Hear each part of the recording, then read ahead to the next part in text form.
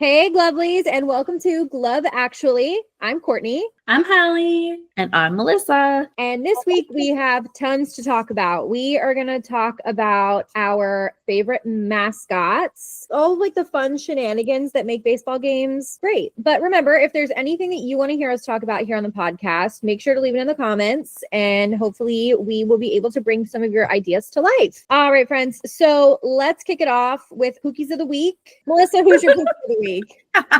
A Pookie of the Week this week is, if we're going to be talking mascots, it's going to be Colton Cowser, because Colton Cowser of the Baltimore Orioles is almost like a mascot all on his own. He is so goofy. Everyone yells moo every single time he comes to the plate. And if that's not proof enough for you, he has his own section of the stadium now called the Cowser Corral, where people can go and they can sit and dress up like cows just to cheer on Colton Cowser. Oh my God. Kevin Brown, I love you so much. Kevin Brown cannot keep his composure when he talks about Cowser's Corral. Every time they give him copy to do the promo for the fan section, every single time he erupts into a fountain of giggles. And Ben McDonald is just as bad because he gets so much enjoyment out of watching Kevin explode into giggles. And I'm so here for it. I will also say this is perfect opportunity for me to say, now that I'm a Padres fan, now that I've followed Ryan O'Hearn to the Padres, Baltimore is truly spoiled.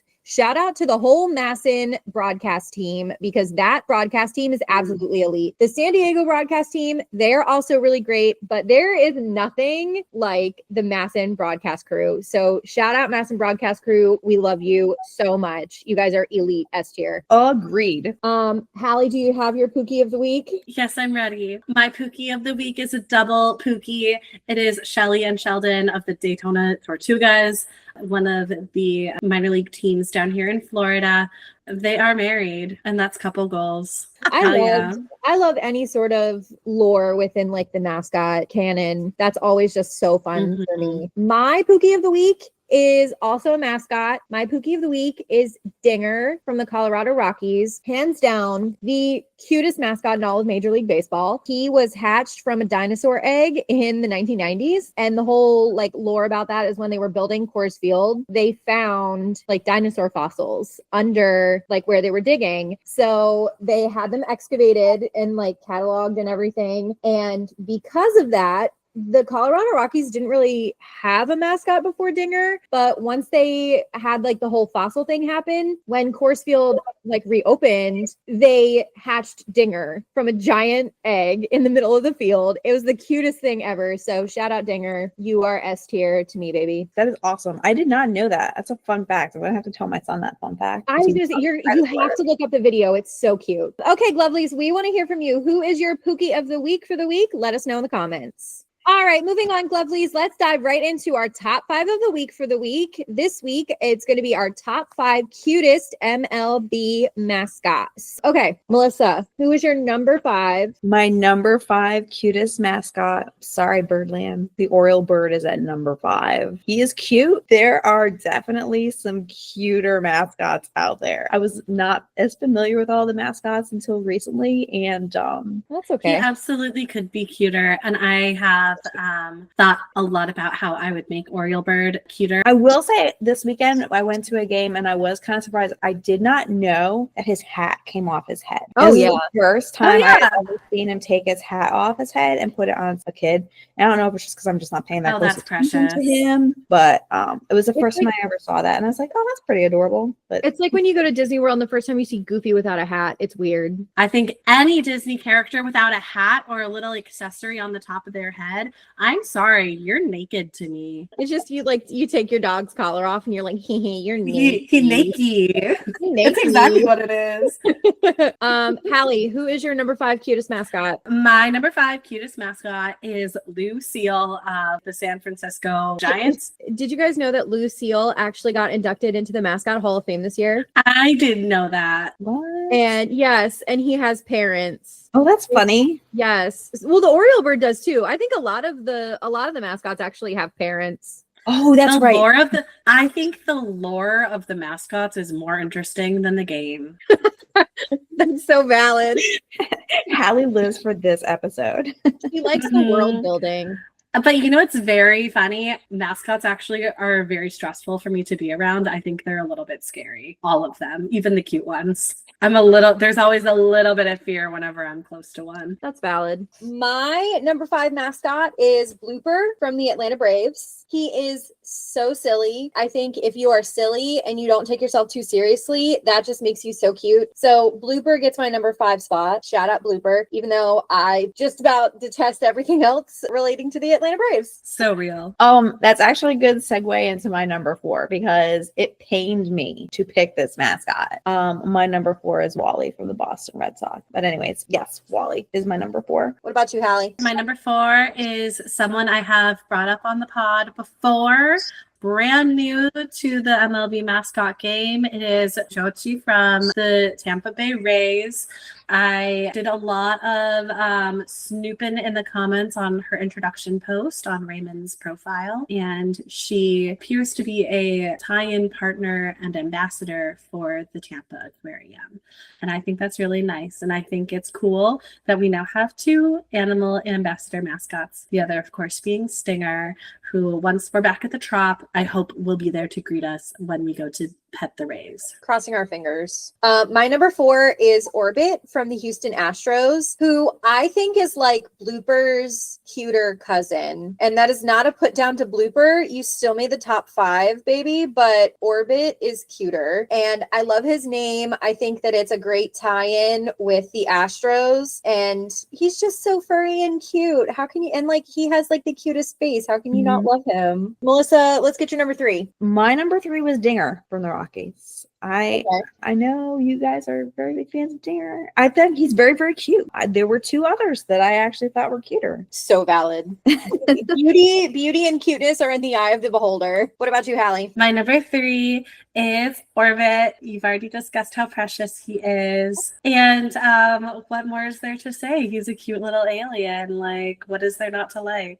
Exactly. As far as a lot of these mascots are concerned, what is there not to like? I don't think anybody after this episode will be surprised to hear me say this. I think mascots are one of the most important parts of the game, at least to me. And I think they do a lot to course correct the vibe of the fans, of the audience. They can take a game that's just kind of boring and make it something kind of memorable. Yep. I'll say Also this too. For someone who has small children, getting them to sit still during a baseball game, like when my son's at the game with me, we're up almost every inning. But when the Oriole bird is out, it's a good distraction for him because he's like, hey, look, there's the Oriole bird over there.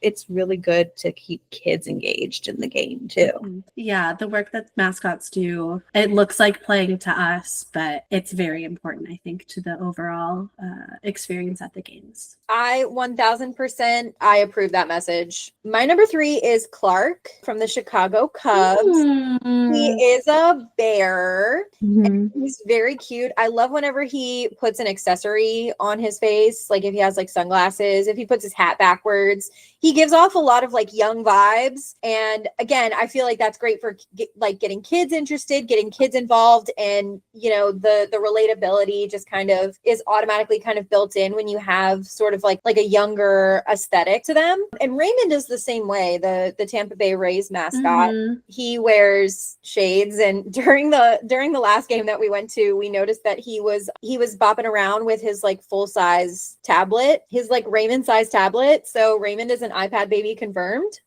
So yes, definitely love Clark. Shout out Clark. Shout out to the Chicago Cubs. So you guys have an adorable mascot. 10 out of 10. Melissa, number 2, what you got? I think Stomper from the Athletics is adorable. I don't know what it is. He's just this little elephant face. He's so cute.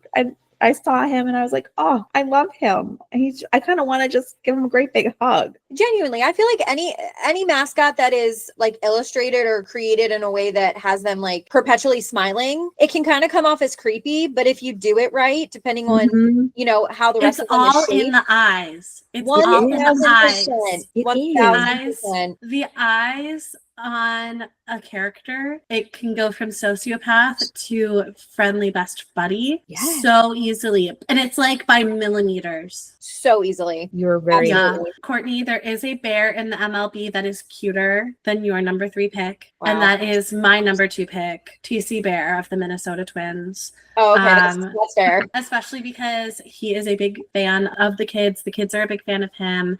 TC Bear shows up. All of the mascots do this. His work with local children's charities is really, really cool to me. But I think he's really cute. He always matches his jersey to the team. And I think he's cute and fun. And I think he's the cutest bear in MLB. Amazing. My number 2, actually, I'm shocked that he hasn't appeared on this countdown thus far. It's Stinger from the Tampa Bay Rays. We wax poetic about Stinger all the time. We love Stinger. This is a Stinger stan household. This podcast is. So shout out Stinger. I do also really love Raymond. So don't get it twisted, Raymond. I still love you. But as far as cuteness goes, Stinger has you beat. I'm so sorry. Honorable mention, Raymond. Honorable mention, Raymond. Also, honorable mention, Melissa, you mentioned Wally. Yes. Wally has a female counterpart. Her name is Tessie. Oh, that makes sense. Tessie is my honorable mention. Tessie the Green Monster from the Boston Red Sox. All right, Melissa, hit us. What you got? You guys already mentioned him. I put Orbit at number 1. I don't know what the way you guys were just talking about the eyes, that's what it is, man. His eyes are just his smile, like how big his smile is. He looks very innocent. Adorable. That's it. He looks like a Muppet. Yes. And he's just so cute. Amazing. We love Orbit. Everybody loves Orbit. Orbit, I think, is the only one that is on every single one of our lists. Yes. I don't know, Courtney. I mean, you've already brought up my number 1. My number 1. We have the same number 1. Should we on 3 say our number 1s and see if it's the same? Let's do it. Okay, ready? Okay, ready? 1, 2, 3. Dinger. Dinger. Dinger and Orbit really ran away with this one. They're cute. And it's the same thing that we were just saying about like the eyes and looking innocent. Like Dinger looks like he was made like a plush first, and then they just blew that up and made it into a mascot. He looks like a giant plush dinosaur come to life, and that is exactly how I like my mascots to look. Yes. I think he is the cutest stinking little dinosaur I have ever seen in my life. No one will ever be as cute. No dinosaur will ever be cuter. Dinger, you are a sweet little baby dino angel on this earth. Never change. Amazing. So I would love to do a secondary top 5 with you guys, if that's okay. We're going to take a little bit of a pivot from cute, and we're going to take a turn and talk about our top 5 sexiest mascots. This is going to be so revealing about all of us. I 1000% agree, and I'm here for it. So let's do it. I would love to start. You want to start? What you got? Okay. My number 5 is Mr. Redlegs. Oh my God. I can't explain it. It's the mustache, isn't it? I think it's the mustache. Very valid. This is me not knowing and Googling right now. That's what that is. Oh my God. Yeah. Be advised. There's Mr. Red and there's Mr. Redlegs, and they are very different. They could not be more different. Yeah, I see it. I see it. Okay. Okay. Mine's going to be really weird, but I have a reason. Okay. I picked Blooper, and here's my explanation why. Okay. Is it his little nose? It's his dance moves. It is his dance. How he throws his hips around. When I was watching the Orioles play the Braves, I can't remember how many weeks ago, but I was watching that game. It was 4th of and July. They did a shot where Blooper was just dancing, and I can't remember who from Mascot was up in the booth that day, but they were like, "What is he doing?" And I was just watching him. I was like, "Get it, Mascot! Look at you!" Like he was moving his hips. I was like, "Good for you!" Yeah, it's all in the hips. That is very strange to have crossover from cute to also sexy. So get you a mascot who can do both, I guess. Yes. All right, Courtney. Courtney, give us your number 5. My number 5 is Bernie Brewer from the Milwaukee Brewers. Oh my God. Good one. It's the mustache. Bernie Brewer. Okay. Have you guys seen that one like lion or tiger that's on the bus in Zootopia? Yes. And there's like a Tumblr post that's like, there's this one lion from that's like sitting on the bus quietly reading in Zootopia that looks like he would just treat me right. Yeah. That's Bernie Brewer. Yeah. Bernie Brewer looks like he would protect me from harm. Oh my God, that's the most amazing description I've ever heard. You're welcome. Shout out Bernie Brewer. God. Okay, Hallie. My number 4 in my mind is the intellectual cousin of Bernie Brewer. It is Baxter Bobcat. Oh my God. It's so obvious. Yeah, there's just like something like overtly hot about him to me. Okay, now I need to Google more pictures because the ones that I saw, I was like, he Oh kind of my looks God. like he might eat me alive. Yeah, and I like that. No. You need to look up pictures of him from the All-Star Game red carpet from this year. Okay. Those pictures, yeah. I'm so serious. I have never wanted to like an animal before. Hallie! Our podcast is gonna get flagged for bestiality. We won't promote bestiality on this podcast. I promise. Oh my God, I'm gonna have to censor this.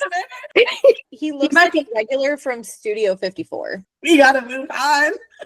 This is the weirdest conversation I've ever. Oh my God. Melissa, who's your number 4? We're on number 4. I know. Mind you. This is number 4. I picked Mr. Met. I have no colorful description why. I just picked Mr. Met. You know what? He's very humanoid. Oh my He God. is. Oh Very my God. humanoid. Mr. Met and Mr. Redlegs were both of my honorable mentions, just for what it's worth. Oh my Nice. God, that's so funny. Both of the Mets have made it onto the sexiest list. So shout out New York Mets. Yeah. So Mr. Met and Mrs. Met, D. Baxter the Bobcat. Oh my God. Hallie, what's your number 3? My number 3 is actually not an MLB mascot. She is a minor league mascot, and that is Madonna, the mascot for the St. Paul Saints. She is a little diva pig, and she is, in my opinion, so glamorous and so gorgeous. I don't know. I just think that's hot. Amazing. I mean, half of like a lot of sex appeal is about how you carry yourself. Melissa, what you got for number 3? I picked Slugger for the Kansas City Royals. Okay. Just looks muscular to me, and he looks like he would have some really nice abs if he took off his jersey. He's the lion from this bus on Zootopia Yes, who would treat you right. it speaks to me. Baxter Bobcat would treat me wrong, and I would say thank you. Oh my God. Oh my God. Oh my This whole God. segment might have to be cut, Courtney. I'm sorry. No. Oh my God. No, this is gold. My number 3 is the Oriole bird. Hey, Oriole bird. All right. So What did that listen, beak do? I think the Oriole bird has an incredible amount of swagger, and that's what puts him over the cute, sexy line, pushes him over into sexy town. So Yeah. shout out Oriole bird. He can really rock out. Thank God I'm a country boy too. Oh hell yeah, absolutely. Okay, Hallie, what you got for number 2? My number 2 is Mrs. Met, or as I like to call her, Jan, which that is her name. I think she's hot. I don't know. Amazing. Melissa, what you got for number 2? Screech for the Washington Nets. Okay. He's an eagle, right? Yeah. Yeah, he's Okay. legal. There's just something about him. I can't put my finger on it. He's just Yeah. The je ne sais a quoi. patriotic vibe to him that I feel like I can get away with. I get it. Yep. 100%. My number 2 is D. Baxter the Bobcat from the Arizona Diamondbacks. Oh my God. I need you guys to Google his red carpet look from the 2025 All-Star Game. I'm Googling it Because right now. He looks like he flew in straight from Miami. He has like a gold chain and a patterned shirt on with his buttons undone. His chest fur is sticking out. Again, I'm just going to echo what Hallie said earlier. D. Baxter the Bobcat, like Bernie Brewer looks like he would treat me right. D. Baxter the Bobcat looks like he would treat me wrong. And would you So- say thank you? Yes. Of Okay. I course. see it now. Yeah. So I should put some kind of warning on this episode just to let people know it's going to get weird. We are not furries. No.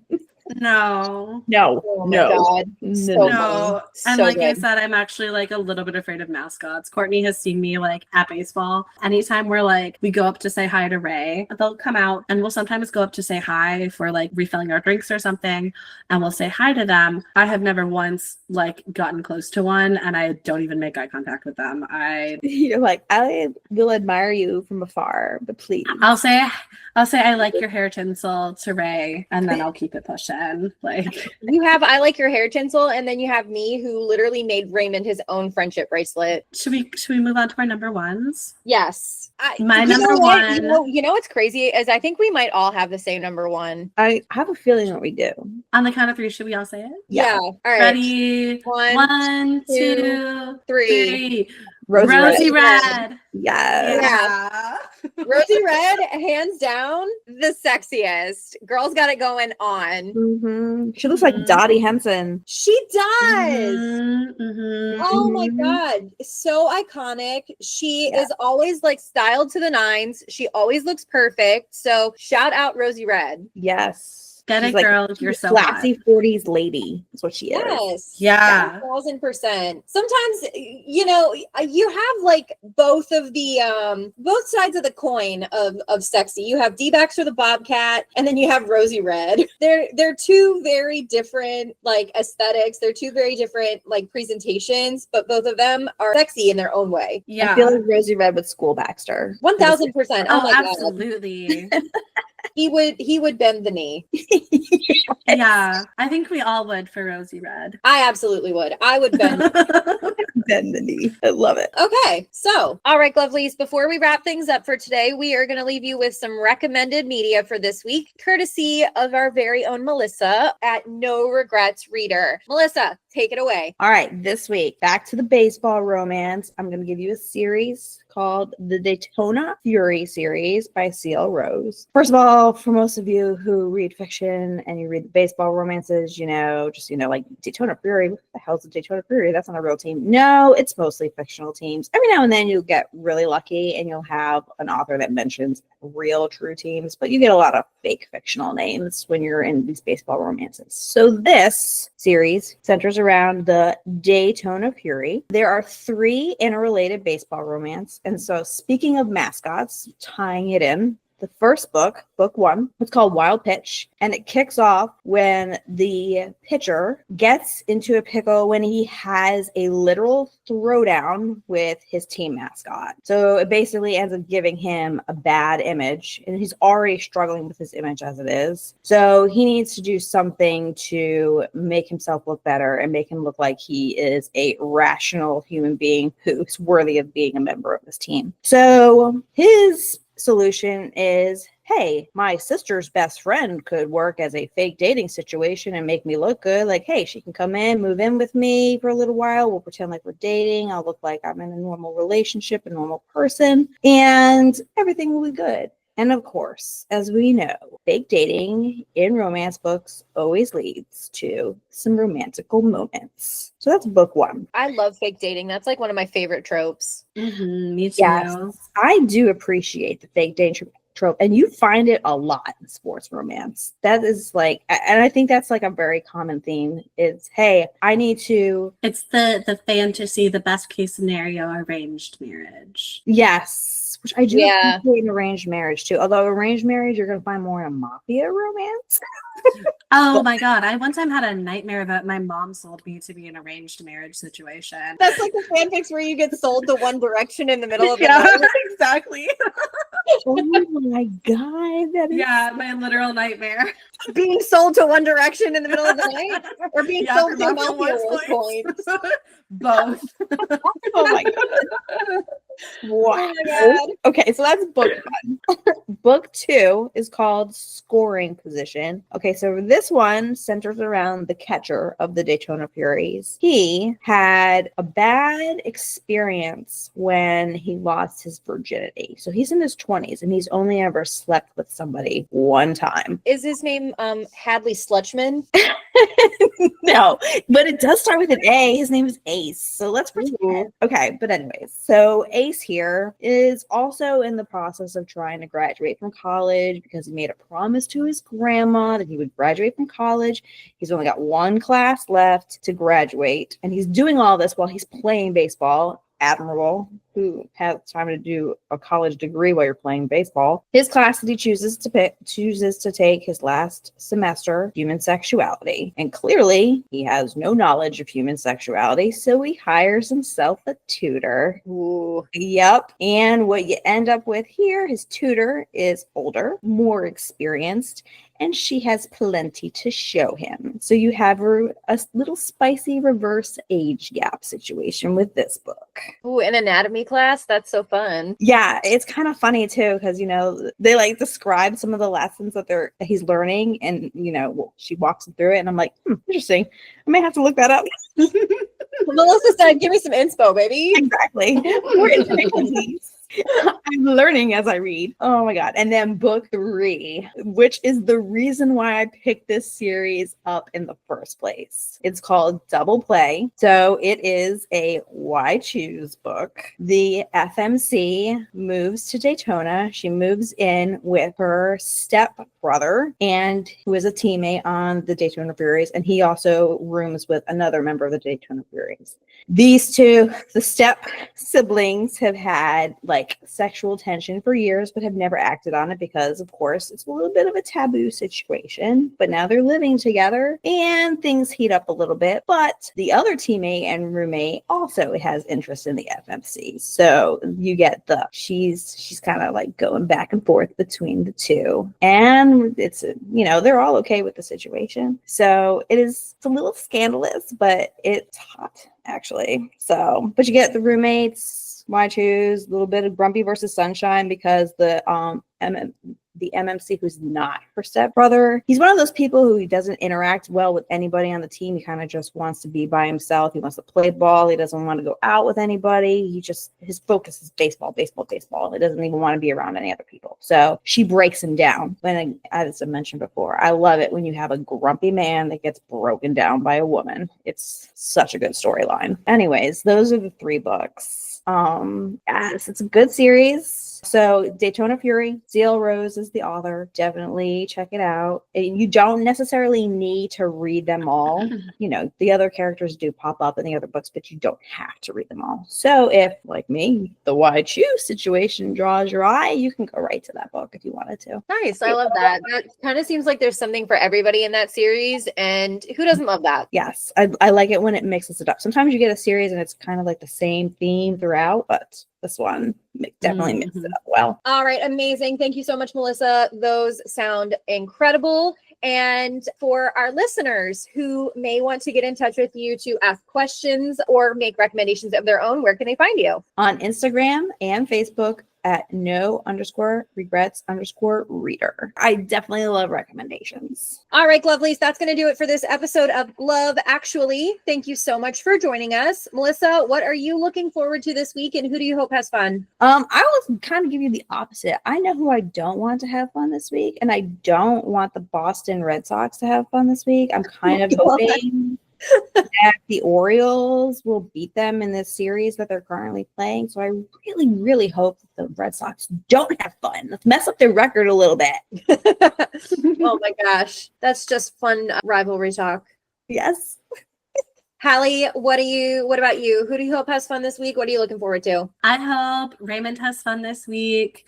Raymond, you are the Major League Baseball mascot that I see the most often, and I know we kind of are a little silly about you here, but I do hope you have a good time. Amazing. This week, I definitely hope that Jackson Merrill is having fun this week. Jackson Merrill is also on the IL, unfortunately, with, I believe, a sprained ankle. So hopefully he won't be out for too long, and if the Padres make a postseason bid, hopefully Jackson will be able to rejoin the team, and it's looking good for the Padres. So I'm really excited about everything that's going on there. So I hope Jackson Merrill has fun this week.